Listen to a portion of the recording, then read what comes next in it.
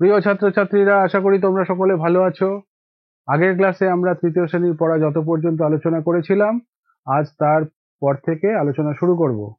যদি তোমরা আগের ক্লাস না দেখে থাকো, তাহলে ভিডিওর ডেসক্রিপশনে আগের ক্লাসের লিংক দেওয়া আছে, সেটা দেখে নিও। তাহলে চলো শুরু করা যাক। এবারে দেখো কি বলছে। আমরা আগের ক্লাসে করেছিলাম মনে মনে হিসাব করি। মনে মনে হিসাব করিতে সংখ্যাগুলো কিভাবে আমরা যোগ করছিলাম। দেখো, আগের দিন খানিকটা করেছি, আজকে তারপরে দেখো। প্রথমে আছে 69 যোগ 72। 69কে কিভাবে লিখতে পারি? 60 যোগ 9। তারপরে 72কে কিভাবে লিখতে পারি? 70 যোগ 2। তারপরে 60 আর 70কে একটা বাক্সে লিখলাম যোগ করে, 60 যোগ 70। আর একটা বাক্সে 9 আর 2কে যোগ করে লিখলাম। ঠিক আছে, 60 আর 70 যোগ করে হলো 130, আর 9 আর 2 যোগ করে হলো 11। 11কে আবার পরের লাইনে একটা বাক্সে ভাঙলাম, 10 আর 1-এ 11। ঠিক আছে, আর 130 যেমন ছিল তেমন ছিল। এবার পরের বাক্সে, পরের লাইনের বাক্সে 130 আর 10 যোগ করলাম, হয়ে গেল 140। আর এইখানে একটা রয়ে গেল, যোগ 1, তাহলে 140 যোগ 1 যোগফল হলো 141। এইভাবে আমরা মনে মনে হিসাব করতে পারি। এবার দেখো 5 নম্বরটা কি বলছে? 114 যোগ 123। 114কে কিভাবে লিখতে পারি? 100 যোগ 10 যোগ 4। বোঝা গেল?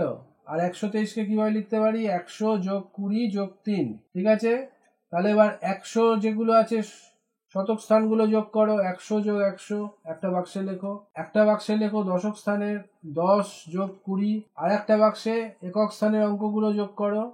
4 যোগ 3 বাক্সে লিখলাম 4 যোগ 3। এবার দেখো শতক স্থানের যেগুলো যোগ করেছিলাম 100 যোগ 100 একটা বাক্সে লিখলাম 200। দশক স্থানের যেটা যোগ করেছিলাম 10 যোগ 20 বাক্সে লিখলাম 30 যোগফল। আর একক স্থানের যেটা যোগ করেছি 4 যোগ 3 বাক্সে লিখলাম 7। এবারে যোগ করে দিলাম 200 যোগ 30 যোগ 7 237। এই দুটো করেই দেওয়া ছিল। এইবারে আমরা নিজেরা করব 6 নম্বর থেকে। 6 নম্বরে দেখো কি আছে? 327 যোগ 431। তাহলে 327কে কিভাবে আমরা লিখতে পারি? 300 যোগ 20 যোগ 7। 431কে কিভাবে লিখতে পারি? 400 যোগ 30 যোগ 1। ঠিক আছে, এবার তারপরে আমরা শতক স্থানগুলো যোগ করব একটা বাক্সে। 300 যোগ 400।